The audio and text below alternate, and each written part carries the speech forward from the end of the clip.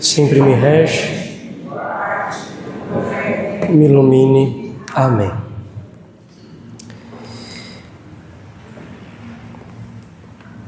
Queridos irmãos, temos escutado esses dias, aos domingos, muito sobre a oração. Escutamos na semana passada o como é preciso rezar com insistência, rezar sem nunca desistir. É o primeiro ponto da nossa oração, a oração verdadeira que nos leva a conhecer a Deus, que nos leva a ser íntimos do Senhor, nos leva a nos aproximar de Deus. E aqui eu quero colocar algo, hoje de manhã eu fiz uma meditação um pouco mais voltada ao texto mesmo, né? Nós ali destrinchamos um pouco a parte histórica, alguns termos ditos no próprio texto, na parábola, mas aqui queria fazer uma meditação um pouco mais espiritual, sobre aquilo que nos impede de rezar e rezar bem. Talvez a arma número 1 do diabo, aquela que de fato nos divide da oração, nos tira da oração, o orgulho, chamado de amor próprio. Às vezes a gente acha que o amor próprio é uma coisa boa, né? Porque hoje em dia está muito em voga, principalmente nesses livros de autoajuda, que você tem que se amar e tem que ter amor próprio. Mas não é um amor próprio no sentido de gostar-se. Acho que um certo gosto de nós temos que ter, né? Obviamente. Mas o amor próprio no sentido de um apego desmedido àquilo que eu sou. Um apego cego àquilo que eu sou. Um apego torto, a ponto de não saber a realidade sobre mim mesmo. Isto é o orgulho. Bem, o evangelho de hoje, ele não visa consolar ninguém, ele visa converter, ele não vem para afagar, mas ele quer fazer morrer aquilo que nos separa de Deus.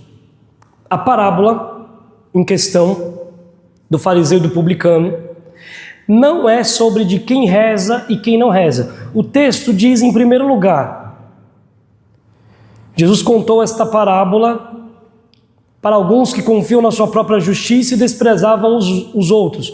Os dois subiram ao templo para rezar, ou seja, aqui os dois rezavam.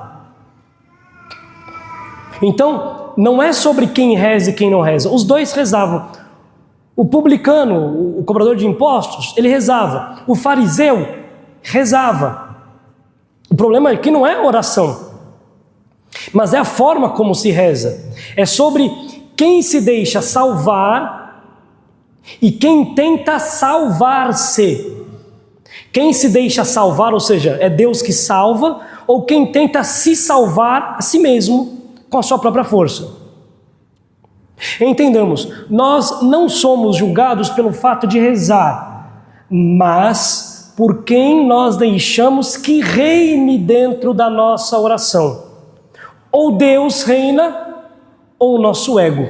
Ou Deus reina, ou o nosso orgulho, nosso amor próprio. O fariseu representa essa vida espiritual vivida sem conversão interior. O publicano, pecador humilhado, ele representa a conversão verdadeira que abre ao céu. Jesus, ele não está criticando, repito, não está criticando a oração.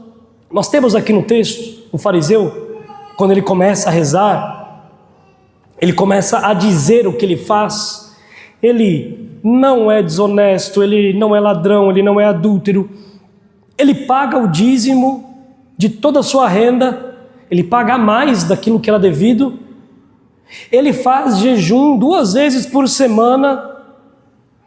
Jesus, ele não está condenando a oração, ele não está condenando o dízimo, não está condenando o jejum, ele está criticando aquele que usa as obras para se exaltar, para a autoexaltação.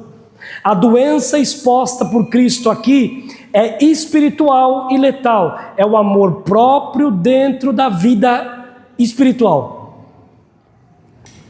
A tradição da igreja, segundo São Máximo, o confessor, chama este amor próprio, tem um termo para ele chamado de filáusia, termo latim, que significa amor desordenado de si.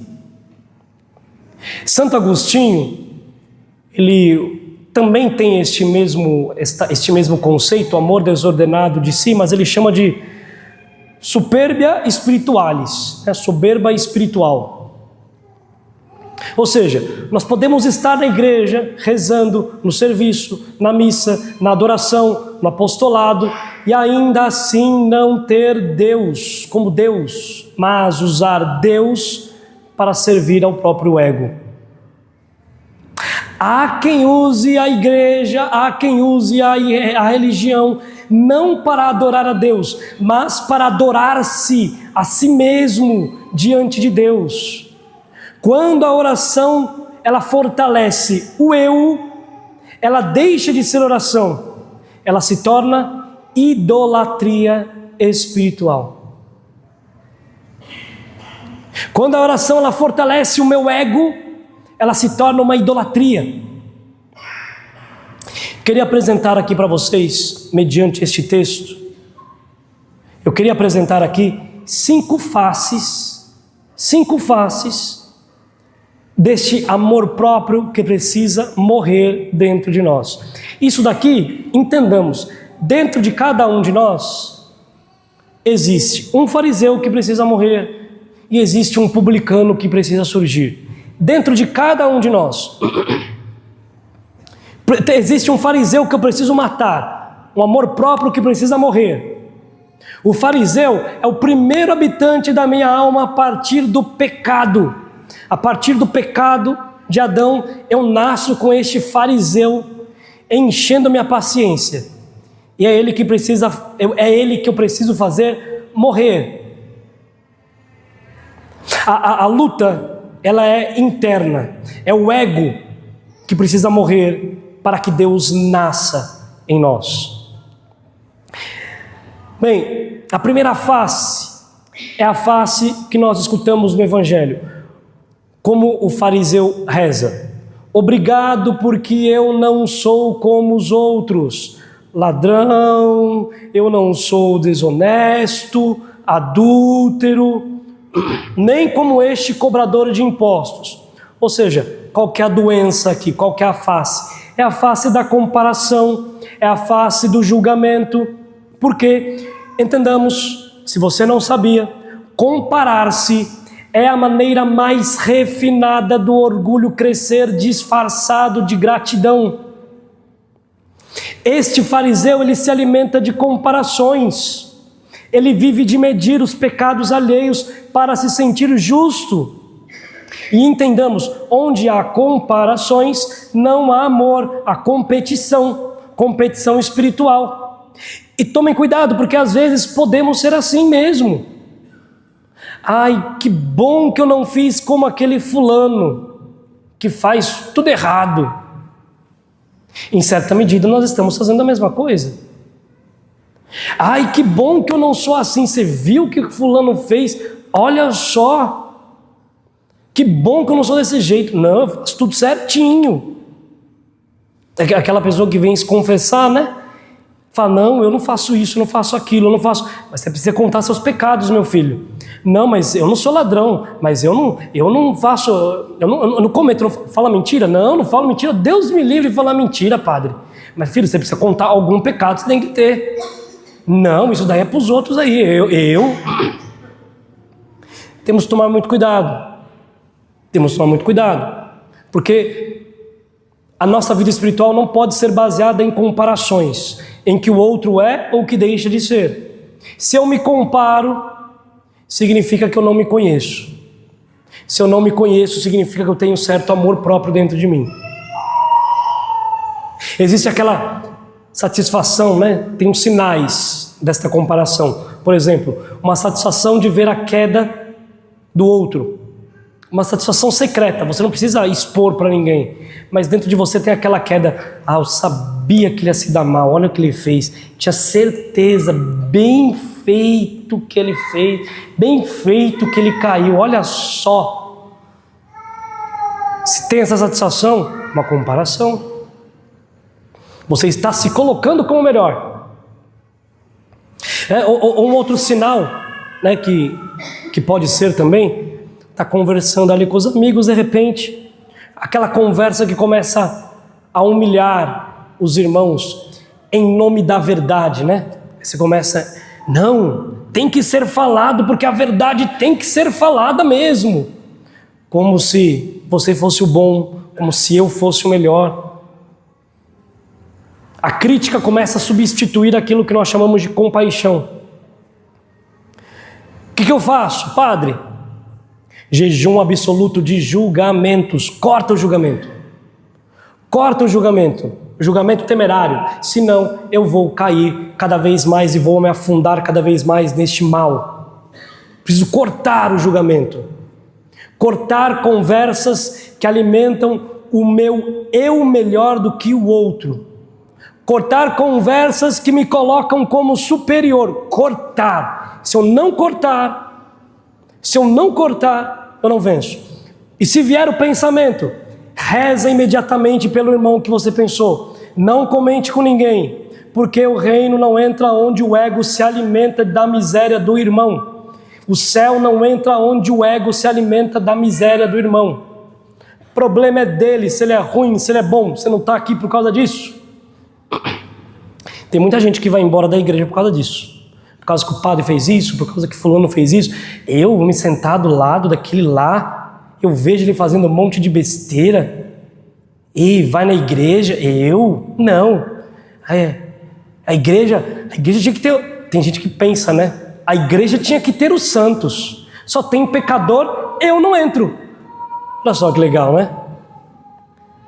Parece engraçado, mas é trágico, porque tem muita gente que pensa assim. Às vezes a gente que está sentado aqui ainda. Temos que tomar muito cuidado, porque ninguém aqui é santo. Nós não somos. Esta é a realidade sobre nós. Segunda face do amor próprio, que a gente tem que matar. O que ele diz? Mais uma vez, né? Eu jejuo 2 vezes por semana. Eu dou o dízimo. É aquela espiritualidade de currículo, né? Você chega para rezar diante de Deus, você começa a falar o que você faz. Você apresenta diante de Deus como se fosse, como quem se apresenta numa contabilidade. Você vai prestar contas. Então você vai apresentar tudo o que você fez. Olha, eu faço isso. Tá vendo, Deus? Olha o que eu faço. Olha o que eu fiz. Olha como eu sou bom. Esta é a heresia do fariseu.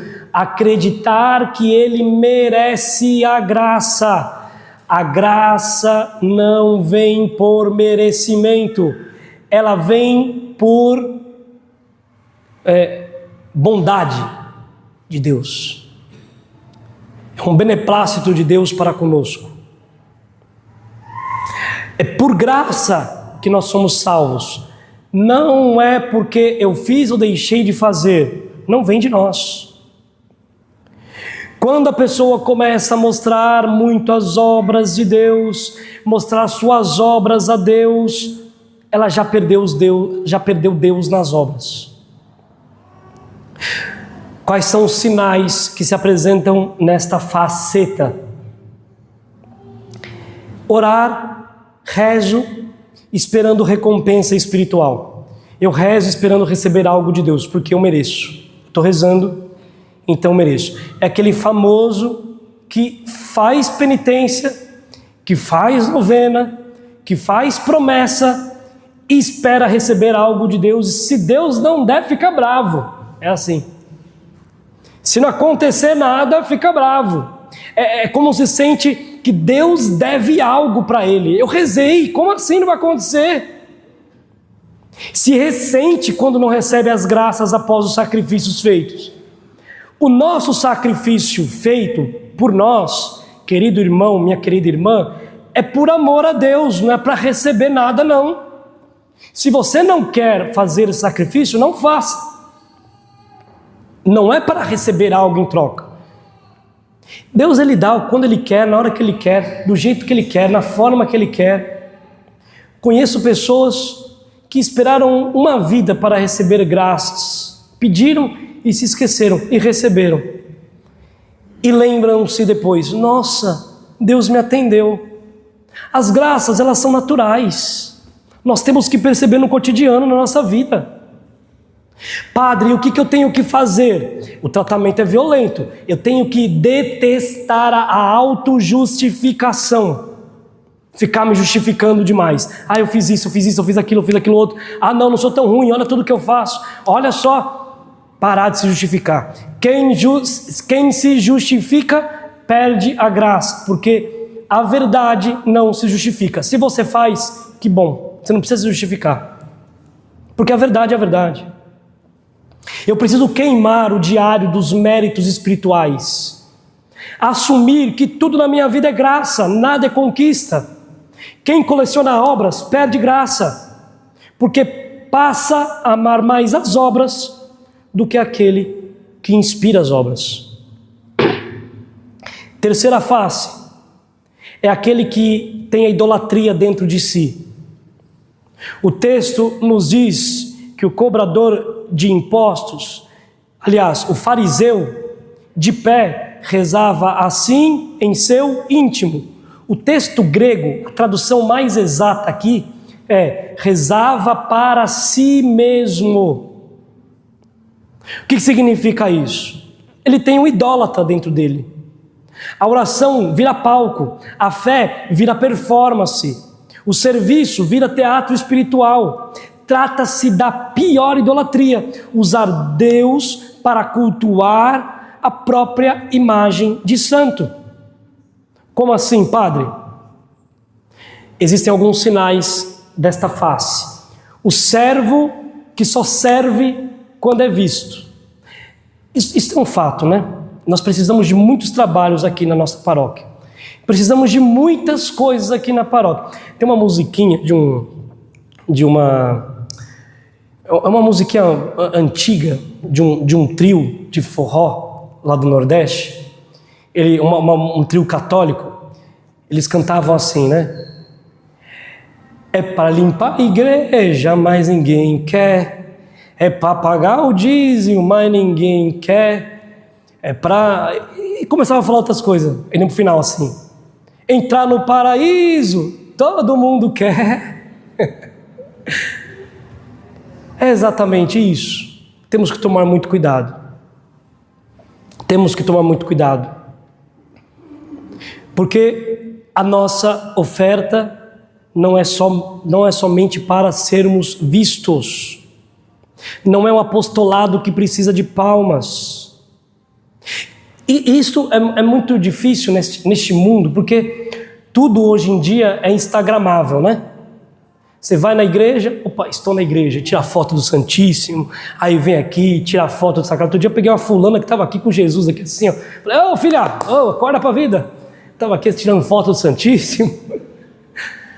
É assim. As coisas são assim. Né?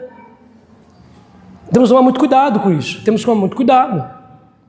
Porque senão a gente começa a mostrar. Olha, eu estou na igreja. Aí posta, né?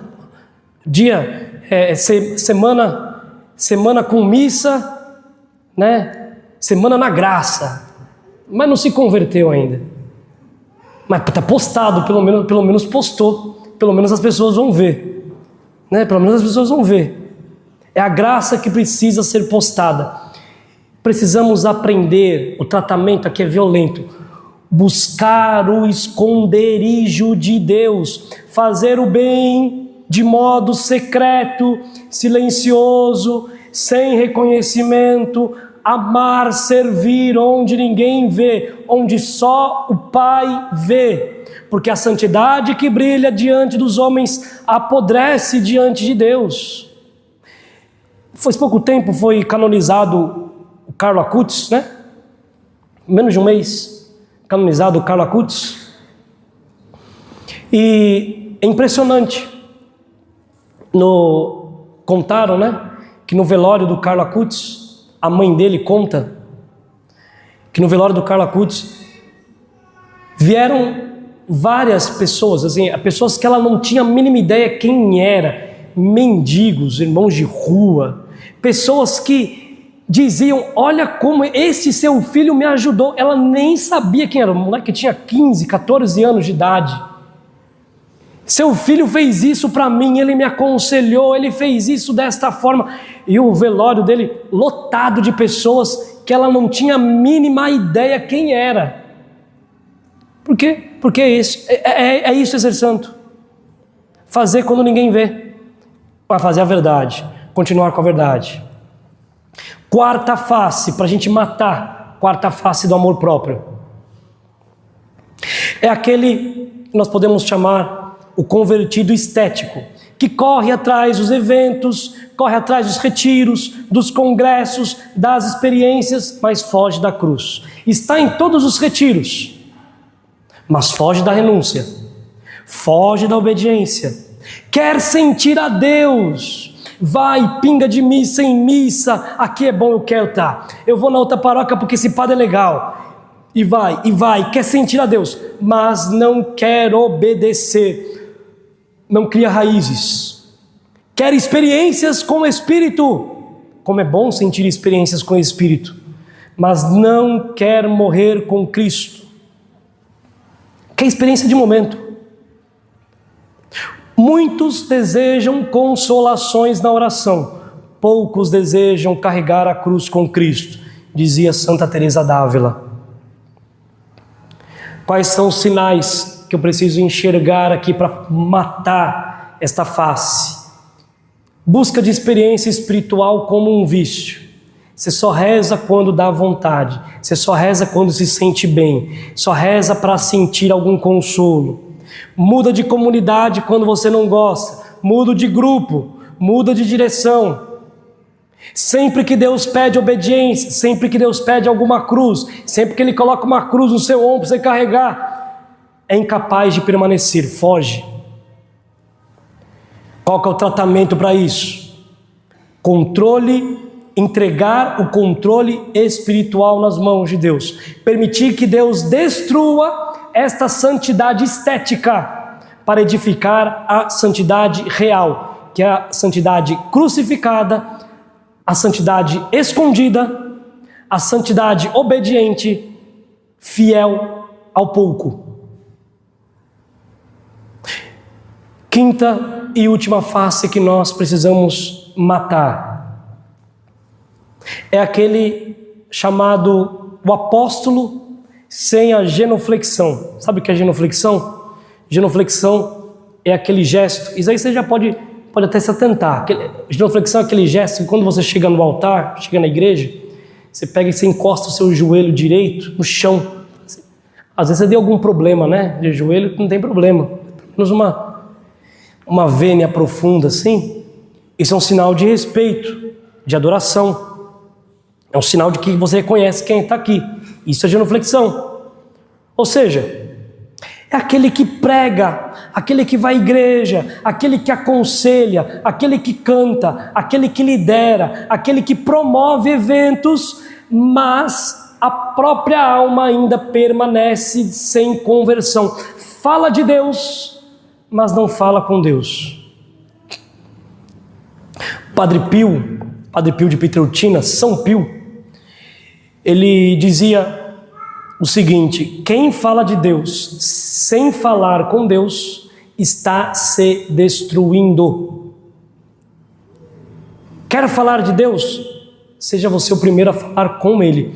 Vejam, eu passei por isso uma época na minha vida, onde eu me enchi de trabalho. Eu lembro que eu cheguei num dia que eu celebrei num domingo quebrei um galho para um padre amigo meu, eu tinha uma missa para celebrar no retiro, as missas da minha paróquia. Eu cheguei a celebrar 7 missas. 7 missas, lembro disso. Celebrei no domingo 7 missas. Se a gente for parar para contar, eu acho que tem menos tempo do que missa para celebrar. É quase que impossível celebrar essa quantidade de missas. Eu celebrei 7 missas nesse dia. Eu lembro que nesse dia eu entrei numa crise profunda, porque eu cheguei em casa, cheguei no sacrário, celebrei 7 missas, eu olhei para Deus e disse: Senhor, eu celebrei 7 missas, mas eu não falei contigo um momento no dia. Falei, meu Deus, o que acontece? Temos que tomar muito cuidado, porque às vezes isso pode acontecer conosco. Existe um sinal aqui. O apóstolo cansado, você está fazendo muita coisa, vai fazendo muita coisa, está cansado, abraça muita coisa sem poder, abraça por ego, é orgulho. Você pode deixar de fazer, faz só o necessário, faz só o que Deus te pede. Não, aí você abraça, você está ali, você está aqui e quer fazer tudo. Fica cansado, fica irritado, fica impaciente, fica vazio e não tem tempo para falar com Deus. A vida espiritual, ela é substituída por um ativismo. Ensina o que não vive, cobra o que não pratica. Qual que é o tratamento para isso, padre? É violento também. Precisa de confissão frequente, confissão sem máscaras, direção espiritual obediente, porque estas aqui são almas difíceis de obedecer. Precisa de silêncio diante do Santíssimo, parar. Para aqueles que têm essa dificuldade desse amor próprio, que quer fazer muita coisa, este precisa parar e ficar de joelhos na frente do sacrário, em silêncio, antes de qualquer coisa, antes de qualquer apostolado. Ajoelhar antes de falar, chorar antes de ensinar, converter antes de corrigir. São as 5 faces do amor próprio que nós devemos fazer morrer. Quanto ao publicano, ele nem ousava levantar os olhos, ele batia no peito: Senhor, minha culpa, minha tão grande culpa. É tão bonito quando nós fazemos isso na missa, né? Ele não se compara, ele reconhece a verdade, ele não apresenta o seu currículo, mas ele entrega o coração, ele não entrega as suas obras, ele não se justifica, ele pede misericórdia sem explicação, ele oferece o único sacrifício que Deus jamais vai rejeitar. O fariseu, ele quer impressionar a Deus, ele quer impressionar com o seu ato, com suas coisas.